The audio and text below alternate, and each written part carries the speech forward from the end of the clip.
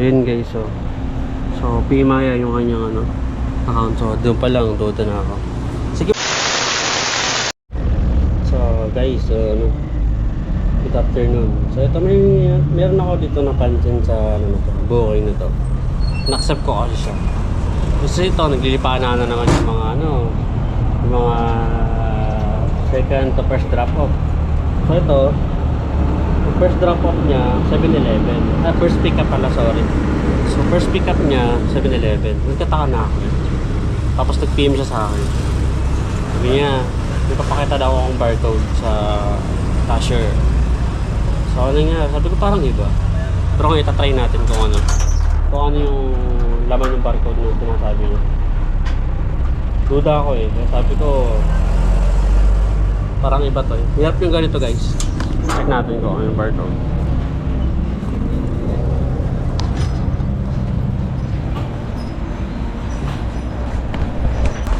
Ay. Hindi po available. O pwede bang ano, pabaril tapos check ko lang kung ano yung laman nito? Pwede ba yun? Ha? Bawa ko para saan yung payment? Ay, sige. Pwede ba yun? Ha? Hindi ko po siya isa-send. Baga check ko lang kung ano yung ano. Kung para saan.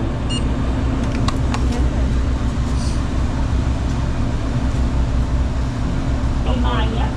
Pimaya? Okay. Pimaya. So, yun guys, so Pimaya yung kanyang ano, account. So, doon pa lang, doon na ako.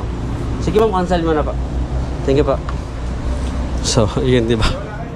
Sabi niya, ano, first pick up, ano, 7-Eleven. Tapos, pinacheck ko sa counter. Yun, di ba? Pimaya, ang laki. So, ibig sabihin, sisendan ko siya ng Pimaya. So, abonado pa ako. Tapos, pupunta ako. Tiyanin ko yung, ano, second pick up niya is wala sa map. Wala dun. Kaya sabi ko, ay, nako, sorry. Nakita ko na agad. So, yun lang.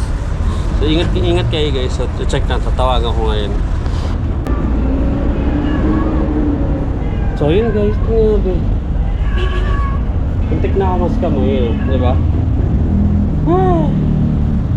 Buti na lang talaga.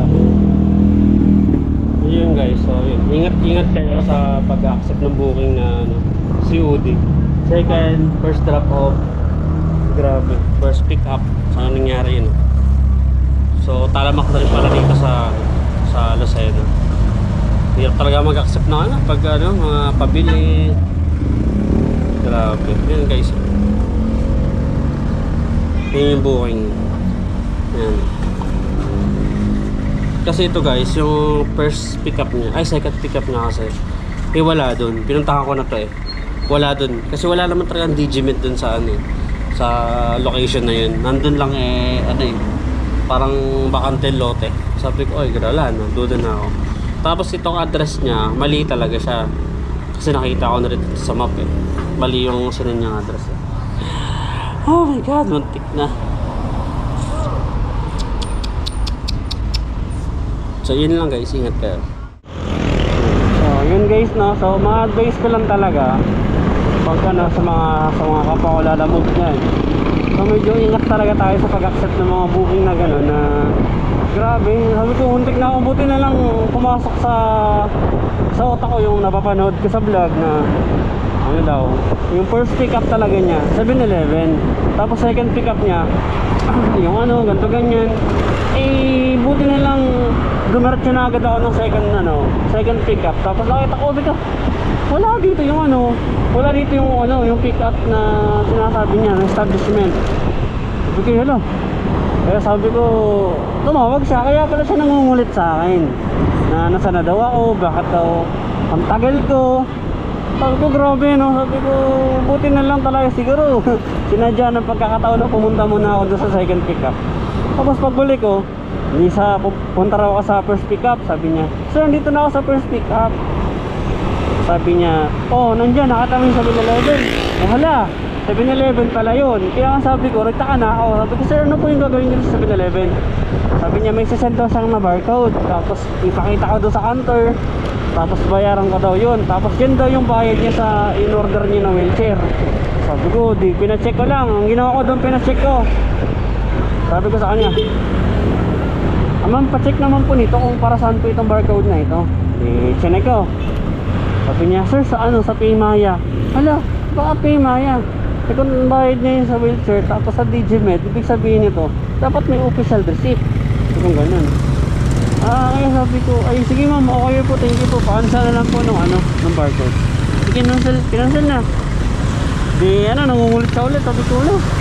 Saan ka na, ano na, ginagawa mo, gano'n, ganyan. Medyo nagduda na ako eh. Sabi ko, nako, parang alam ko na to. Kaya tinext na, sir, okay na po sir, thank you po. Gano'n ko na lang. Tapos sabi niya, bakit?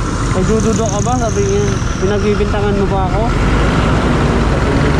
Kung duda ka, cancel mo na lang. Doon pa lang eh. Ang bilis yung mag-decision eh. Sabi ko, wala na. Wala. Scam talaga. Sabi ko, yun, ingat tayo guys ha, pag ganun.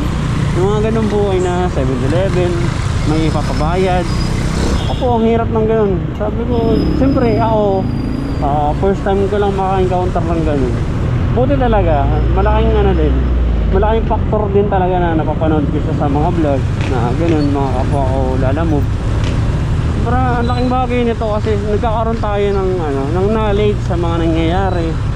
Kung ano ba yung pwedeng gawin at hindi pwedeng gawin. So, malaking ano talaga, malaking factor din sa ano, sa pag-vlog. Ayun. So guys, sa susunod na araw siguro i-upload ko lang. So yun lang naman guys. So ingat kayo palagi sa pag-take ng mga orders, sa mga booking. Ako po, naglipa na naman yung mga ganyang modus ng mga ano na yan. Di joke lang. Yun lang guys. So ingat kayo palagi ha. So yun lang. Ingat tayo. Let's go!